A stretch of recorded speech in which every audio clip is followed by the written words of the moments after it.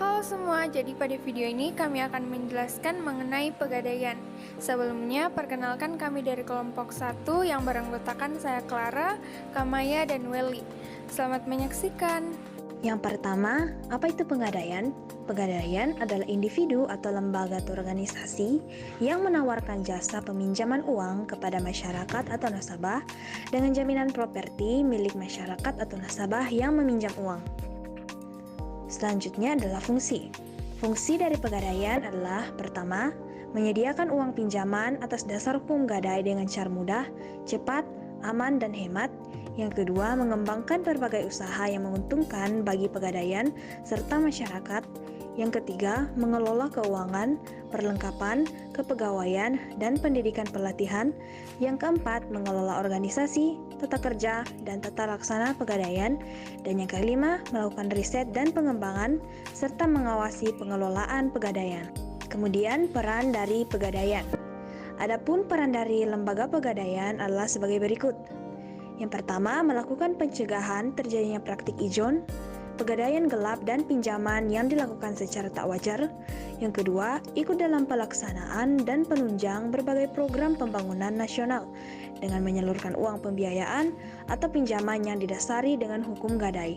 Dan yang ketiga, memanfaatkan program gadai bebas bunga yang tersedia di gadai syariah untuk efek jaring pengaman sosial karena masyarakat membutuhkan dana mendesak tapi tidak ingin menjerat, dan solusinya yaitu dengan pembiayaan bebas bunga. Selanjutnya adalah jenis-jenis dari pegadaian. Yang pertama adalah pegadaian konvensional. Pegadaian konvensional menurut hukum perdata memiliki prinsip tolong-menolong.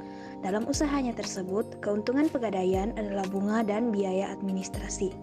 Peminjam atau debitur dari pegadaian juga harus menyerahkan harta benda bergerak yang bisa digadaikan atau dijaminkan. Yang kedua adalah pegadaian syariah. Seiring berkembangnya ekonomi syariah di Indonesia yang merupakan negara dengan jumlah penduduk muslim terbesar di dunia, maka pegadaian juga membuka layanan keuangan syariah. Dalam pegadaian syariah ini, pihak yang menerima atau menahan jaminan bisa memungut sesuatu atau biaya kepada peminjam yang dalam akad digunakan sebagai biaya penitipan atau biaya pemeliharaan sesuai kesepakatan bersama. Kemudian prinsip kegiatan usaha pegadaian. Peraturan Pemerintah atau PP Nomor 10 Tahun 1990 mengenai perusahaan umum pegadaian telah menjelaskan dengan jelas. Pegadaian adalah kegiatan yang menjaminkan barang berharga kepada suatu pihak yang berguna untuk memperoleh uang yang nilainya sama dengan barang yang dipinjamkan, dan kemudian akan ditebus kembali sesuai dengan kesepakatan yang telah dibuat oleh nasabah dengan lembaga pegadaian. Pihak yang terlibat di usaha pegadaian adalah perusahaan gadai dan peminjam atau nasabah. Perusahaan akan meminjamkan uang pada peminjam atau nasabah dengan ganti jaminan properti yang dimiliki oleh peminjam uang. Selanjutnya adalah prosedur peminjaman uang di perum pegadaian. Nasabah datang langsung ke bagian informasi untuk memperoleh penjelasan tentang pegadaian. Bagi calon nasabah yang sudah jelas dan mengetahui prosedurnya, dapat langsung membawa barang jaminan ke bagian penaksiran untuk ditaksir nilai jaminan yang diberikan. Bagian penaksiran akan menaksir nilai jaminan yang diberikan, baik kualitas barang maupun nilai barang tersebut. Kemudian baru ditetapkan nilai taksir barang tersebut. Setelah nilai taksir ditetapkan, langkah selanjutnya menentukan jumlah pinjaman beserta sewa modal yang dikenakan dan kemudian diinformasikan ke calon peminjam. Jika calon peminjam setuju, maka barang jaminan ditahan untuk dapat disimpan dan nasabah memperoleh pinjaman. Selanjutnya, keunggulan dari pegadaian. Yang pertama, persyaratan ringan dan mudah. Kedua, prosedur yang sederhana. Ketiga, tidak memungut biaya administrasi. Keempat, tidak perlu membuka rekening. Kelima, saat butuh uang akan langsung diperoleh. Keenam, beragam barang bisa dijadikan jaminan. Ketujuh, angsuran tidak ditentukan besarnya dan dapat diangsur sebisanya. Kedelapan, penetapan bunga dengan sistem bunga menurun tergantung jaminannya. Kesembilan, apabila telah jatuh tempo, pinjamannya dan hutang pokok belum dibayar, maka jangka waktu pinjaman dapat diperpanjang dengan membayar bunga lebih dahulu.